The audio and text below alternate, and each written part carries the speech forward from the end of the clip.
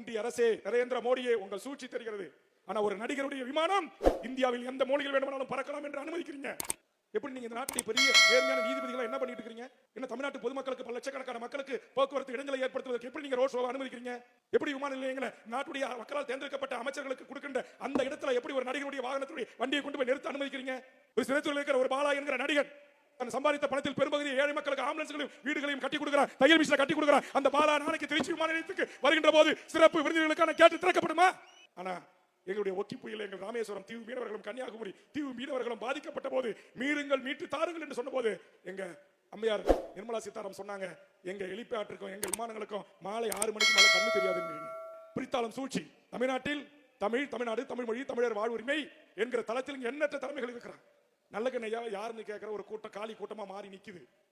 எங்களுக்கு ஒரு ஆர்ப்பாட்டம் பண்றதுக்கு இன்னைக்கு தலாமத்து வச்சாலும் மின்சாரம் கிடையாது, கதவை இழுத்து பூட்டிட்ட போறதுக்கு உரிமை இல்லை.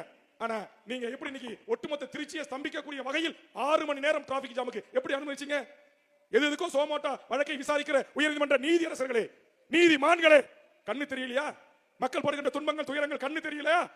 மோடி அமித்ஷாவுடைய கடைக்கண் பார்வை சினிமாக்காரர்களுக்கு இருக்கிறது என்பதற்காக திட்டமிட்டு இங்க இருக்கிற ஒரு அடித்தளத்தை உடைக்க வேண்டும் என்பதற்காக நீங்க செய்கிற சூழ்ச்சியா இல்லையா? இது தனிப்பட்ட முறையில் விஜய்க்கு மாமன் மச்சான் சண்டையா? எனக்கு அவருக்கும்